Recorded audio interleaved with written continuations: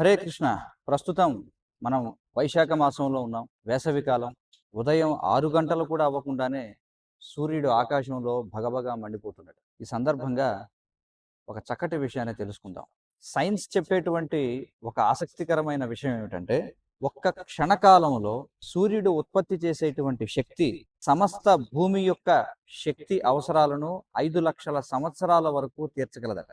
అంటే భూమిపై మనకు 5 లక్షల సంవత్సరాల పాటు ఎంత శక్తి అవసరం అవుతుందో అంతటి శక్తిని సూర్యుడు ప్రతి క్షణం విడుదల చేస్తున్నాడు అని చెప్పబడింది. మరొక విషయం ఏమిటంటే, ఇప్పటి వరకు మానవ చరిత్రలో ఎంతైతే శక్తి వినియోగించబడిందో అంతకంటే ఎక్కువ శక్తి సూర్యుడు ప్రతి క్షణం కూడా విడుదల చేస్తూ ఉంటాడు. మరి సూర్యుని యొక్క ఈ అమితమైనటువంటి శక్తికి కారణం ఏమిటి?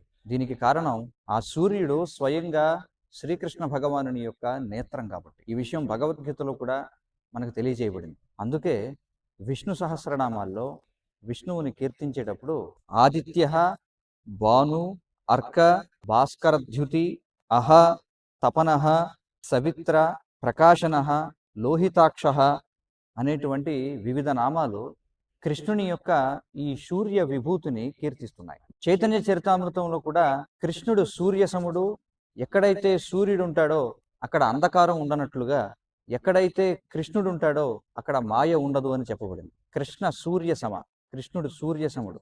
మాయాహయ అంధకార, మాయ అంధకారము వంటిది.